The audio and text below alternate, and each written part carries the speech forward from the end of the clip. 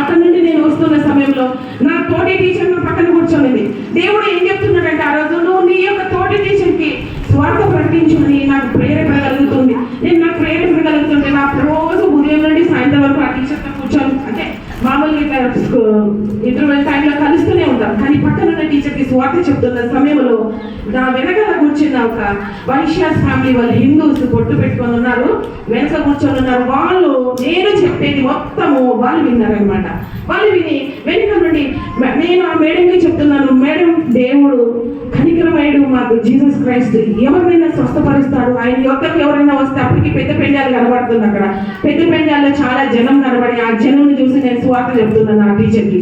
Correct అదే టైంకి వెనకాల ఉన్న వాళ్ళు కనెక్ట్ అయ్యి, మేడం నిజంగా దేవుడు స్వస్థపరుస్తాడా మేడం అని అడిగితే, నిజంగా దేవుడు స్వస్థపరుస్తాడని చెప్పాను. వెనక నుండి వాళ్ళు నా ముందుకు లేచి నిలబడి, మేడం మరణ పడక మీద నా భార్య ఉంది, మీరు చెప్తుంటే నేను వింటున్నాను దేవుడు స్వస్థపరుస్తాడని, మా నిజంగా దేవుని యొద్దకు వస్తే దేవుడు స్వస్థపరుస్తాడంటే ఖచ్చితంగా స్వస్థపరుస్తాడు, మీరు ఒక్కసారి చర్చికి రండి, దేవుడు మిమ్మల్ని స్వస్థపరుస్తాడని నేను వాళ్ళను నంబర్ తీసుకున్నాను.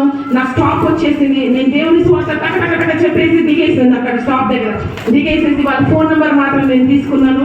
వాళ్ళ ఫోన్ నెంబర్ తీసుకున్నప్పుడు అక్కడ నేను చర్చికి నడిపించినప్పుడు ఆ కొద్దిపాటి టైంలో ఆమె భయంకరమైన వ్యాధి చేత చనిపోతుందని వాళ్ళ భర్త గారు నాకు చెప్పడం జరిగింది. నేను సండే చర్చికి నడిపించి ప్రార్థనలోకి ఆమెను ఎప్పుడైతే తీసుకొని వెళ్ళానో ఆమె ప్రభువును అంగీకరించింది. ప్రభువును అంగీకరించిన తర్వాత కొద్ది రోజుల్లో చనిపోతానన్న ఆమెకు దేవుడు ఆయుష్నిచ్చి ఆమెను దేవుడు సాక్షిగా నిలబెట్టుకున్నాడు.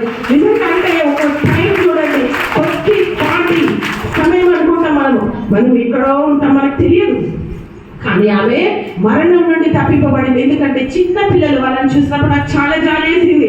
అంత చిన్న బిడ్డలు, ఆ తల్లి ఆ భర్త అంటున్నాడు, మేడం నా భార్య చనిపోతుంది మేడం, నా భార్య బ్రతకాల మేడం అని బస్సులో నిలబడి అడుగుతున్నాడు. నన్ను నిలబడి అడుగుతుంటే, ప్రభువా ఈ కుటుంబాన్ని ఏ విధంగా నేను నిలబెట్టు తండ్రి అని ప్రార్థన చేసుకొని నేను దైవజనుడైన ఆ పాల్ ముస్తఫా మదర్ దగ్గరికి నేను తీసుకొని వెళ్ళాను. వెళ్ళిన వెంటనే ప్రార్థన చేయగానే అగ్ని అభిషేకం ఆ మీద దిగి వచ్చింది. ఆమె ఆ రోజు అక్కడే పడిపోయినట్టు అయిపోయిన ఆ శక్తికి తాళలేక ఆ రోజు నేను అనుకున్న, దేవా నీకు స్తోత్రం ప్రభా, నువ్వు ఇలా వాడుకుంటావా ప్రభా అని అనుకొని నేను ఆ విధంగా ముందుకు వెళ్తూ అలాగే దేవుని పరిచయాన్ని ముందుకు తీసుకొని వెళ్తూ ఒక్కొక్క చోట వెళ్ళినప్పుడు దేవుడు నన్ను తీసుకొని వెళ్తున్నారు. ఆ విధంగా నాకు తెలియదు, నేను వెళ్తున్న సమయంలో ప్రభు ఆత్మ నన్ను నడిపిస్తామని ఆ విధంగా దేవుని సువార్తను ప్రకటించుకుంటూ పోతున్నాను. ఇక్కడ శ్రేష్టమైన హృదయం కలిగినటువంటి డానియేలుని దేవుడు ఒక బబులోను కింగ్డమ్ అంతటికి అర్థం చెప్పగల, మర్మములను చెప్పగల సామర్థ్యం దేవుడు చూపించినప్పుడు నీకు నాకు కూడా దేవుడు చూపించగల శక్తిమంతుడు. నువ్వు ప్రార్థనలో ఉన్నట్టయితే మొదటిగా నువ్వు విసుకకుండా ప్రార్థన చేయాలి, ఎడతెగక ప్రార్థన చేయాలి, దేవుని హృదయంలో నుంచి ప్రార్థన చేయాలి. అప్పుడు ఖచ్చితంగా దేవుడు నీ ప్రార్థన ఆలకించడానికి సిద్ధంగా ఉన్నాడు.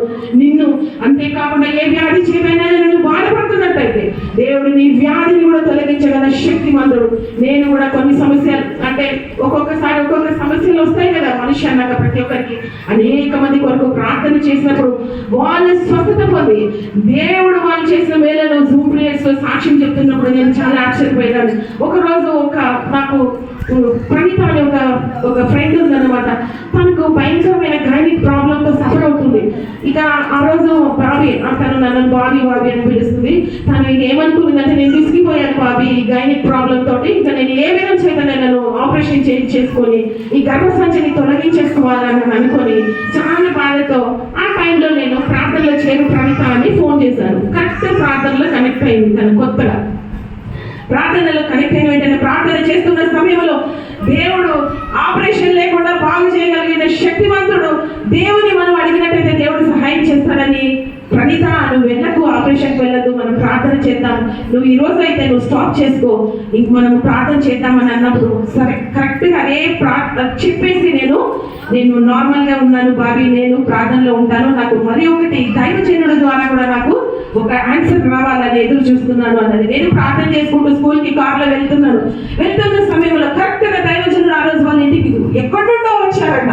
వచ్చి ప్రియ కుమార్తెను ఆపరేషన్ చేసుకోవడానికి వీలు లేదు, దేవుడు నిన్ను స్వస్థపరుస్తాడని ఆ బిడ్డకు దేవుడు ఆనవాళ్ళగా చూపించినప్పుడు ఈ రోజు వరకు తను ఆపరేషన్ లేకుండా దేవుడు గైనిక్ ప్రాబ్లం నుండి ఆ బిడ్డకు స్వస్థతను అనుగ్రహించాడు.